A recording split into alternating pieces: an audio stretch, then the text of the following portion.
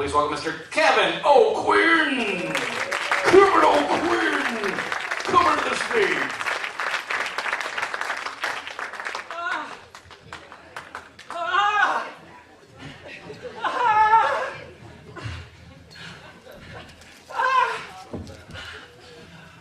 That's my impression of Sandra Bullock from Gravity.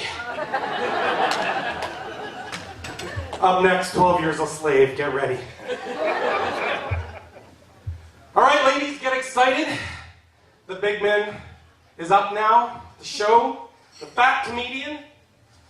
Every show needs a fat comedian. I'm one of them. I get really irritated by the fact that women who are fat complain more than anybody I know, but their tits get really big. Yeah, they bitch, my ass gets really big, but their tits get really big. Why is it that when fat guys get fat, every ounce of them gets bigger, except our dicks? Because I would tell you, if our penises got larger by weight gain, there would be obesity everywhere. I would be at my doctor's office and he'd be like, Kev, okay, buddy, your cholesterol's through the roof. You've got adult diabetes. What? Sorry. Wasn't listening. You know, if it was as large and it had like a vein the size of overcooked spaghetti, I wouldn't wear pants. So, I heard that Events and Adventures is here. Is that true? Okay. I'm glad to see that's real. When I heard those ads on the radio, I thought that just meant orgy and anal sex. Everybody had the secret password. Where are we meeting? So I've never actually seen an iPhone app in person. You guys are like, girls are like, nope, nope, nope. Fucked him, but he was married with 2 kids. I'm just kidding. I wish I could get out. I wish I could date. You need our club. Is it by weight or is it all good? There's a friend of mine and he told me, he said, Kev, don't get down on yourself, buddy. Yeah, you've gained some weight, you've done this, you've done that. But there's things called chubby chasers. Have you guys heard of this? I thought it meant that young, hot women love big bone, big men, and it was all good. All it meant is bigger bitches were trying to fuck me. And it wasn't good. I got put on a blind date one time and I showed up at the door and I always look at a woman's feet, not necessarily her eyes or her body, but if her feet are bigger than me, I know I'm in trouble. So she answers the door, and before I can even respond to what's going on, she says, come in, come in, come in. And I'm like, oh, you have a beautiful home. Before I know it, we're in her bedroom. And I'm like, ooh, this is a little fast. I look on the side table, and there's some diaper salve and some baby wipes. And I'm like, oh, I'm good for this. Role playing, no problem. So we lay on the bed and I work my way down her panties and all of a sudden I feel this cloth. And I'm like, what the heck is this? I pull the panties off and she's wearing a diaper. And as I'm like deciding if I should go or stay, I look at the box and funny enough it was from Costco. And it said women's Depends size 42 to 66. And I was thinking, ladies, if your waist is a 66, is shitting and pissing on yourself the number one thing you got going on wrong? I don't think so. That's why they leave me for last. So the thing about being fat is that you always have to do these fad diets. You have to try this. You have to watch your food. You have to be very attentive to things you never paid attention to before, like fruits and vegetables, which I can't frickin' stand. But the thing I was thinking about the other day, I didn't really understand, is the apple should be the kingpin of the fruit. There's so many frickin' apples, Fuji, Macintosh, Granny Smith, those crazy other ones that cost double that I never look at and they say they're organic. But the reason I think that apples aren't the number one fruit is because she's a dirty mistress. She lies to you all the time. You'll bite an apple, you'll grab one, you'll take a bite out of it, and it's the juiciest, best apple you've ever had in your life. And it's like, holy cats, it was crisp, it was beautiful, I feel refreshed. Maybe I should have another. So you pick it out of the same litter, you take a bite, and it's bruised as shit. And you're like, what the heck? You take another bite because you're a fool, and it's still as bad. So you put it away. It's disgusting. You're off apples for 3 days.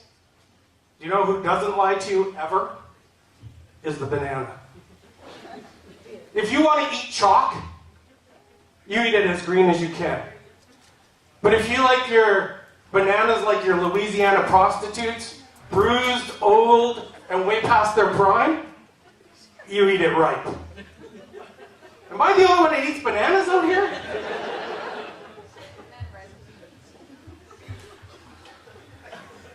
So anyways, last summer I had a friend.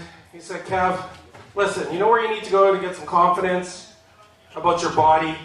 And I'm like, no. It's like, we need to go to a nude beach. I'm like, what? Yeah, he says, we gotta go to a nude beach. Because everybody has these visions of 1980s movies where all the hard bodies are running across the beach. They're doing this, they're doing that. That's not the case at all. Just so you know, has anybody been to a nude beach here? Did you see me at the beach? Talk to you later. But anyways, you get to the nude beach and there's a bunch of people that will look like me or worse. Like, you know when you were a kid, you're about 6, and Grandpa said something about ice cream, and then you went into his room prematurely where he was changing and that thing of skin was sitting there? That's what's on that beach. And me, I'm Irish, and so I always have to apply PF 90 on my face because it sees the sun. This doesn't actually ever see the sun. So do you know how hard it is to apply sunscreen at a nude beach without looking like a pervert? I'm trying not to get cancer! Don't judge me! That meant masturbating, by the way. The other thing they don't tell you about a nude beach, and I'm not sure because I went to the nude beach here in Vancouver and everybody's so uber active, but at this particular nude beach, activities go on all the time at the nude beach like a normal beach. So you have those 4 guys, white guys, dreadlocks that you want to say, really? Why? Why? But they're playing hacky sack.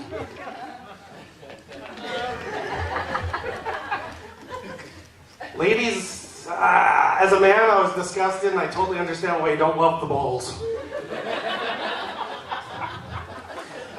Then you got the group that are a little better. They're the 36 to 42 inch crowd, my crowd, and they're playing volleyball. Here comes the serve. You ready? You ready? Here it comes. Okay. That's what you see at a nude beach. And they also encourage drinking, which I always think is pretty funny. I saw a guy, actually it helped. He obviously had a few drinks, applied some sunscreen on himself, and missed his towel. So he's walking around with some sand pants. So, hey, how you doing? I'm like, fuck, Spider-Man 3's out already? Look at this. I'm going to leave you with this, gentlemen. Is there anybody else single out there that's not really having luck with the ladies? Yeah. Oh, you're all fucking Hugh Hefner. Yeah, fucking studs. Well, I finally, after years, found a place where it's 80-20, the percentage. There's 80% women, 20% dudes. You walk in, the girls have name tags on, they're pleasant, they're all insecure. It's Club Weight Watchers. I roll in there, put a sticker on, My name's Gabriel, by the way. And I'm the guy that says, hey, I got my chip. I lost 100 pounds. All the women, it's like bees to honey, basically. They come in, they're like, oh my gosh, you lost 100 pounds? How'd you lose 100 pounds? Did you go on the scale? No, I didn't go on the scale. Are you being watched this week? Did you eat apples? No, I fucking hate apples. I'll leave you with this. This happened last weekend. The energy is a beautiful thing, but I have a friend, he's a volunteer firefighter in Port Coquitlam, and he always goes to the bar and he tells all the ladies, he's like, hey, how you doing? Yeah, I'm a firefighter. I'm a firefighter. How you doing? I'm a firefighter. And I'm like, dude, you're not a firefighter. You're a volunteer firefighter. I fucked on camera a few times, but I'm not a porn star. Listen, there's no chubby chasers in that corner. I'm Kevin O'Quinn. Thank you very much.